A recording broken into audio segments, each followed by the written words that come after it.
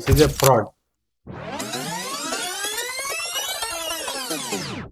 Sir నేను ఒక loan కి అప్లై చేసిన, అది కూడా నాకు ఓన్లీ 2 days లో నా బ్యాంక్ అకౌంట్ కి పడిపోతుంది. ఇంకా ఓన్లీ ఇంట్రెస్ట్ రేట్ ఏంటంటే 5.6%. మీకు ఏమైనా సెక్యూరిటీ అడుగుతున్నారా?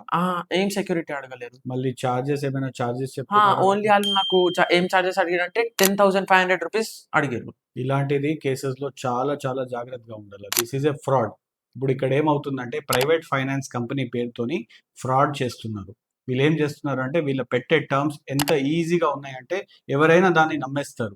బట్ అది తప్పు. ఒక్కసారి మీ దగ్గరికి వెళ్ళి అమౌంట్ తీసుకున్న తర్వాత వాళ్ళు మీకు ఫోన్లో కాంటాక్ట్ అవ్వరు. You cannot contact them in any way. Plus me important documents, Aadhaar లాంటి ఇంపార్టెంట్ డాక్యుమెంట్స్ వాళ్ళ దగ్గర ఉంటుంది.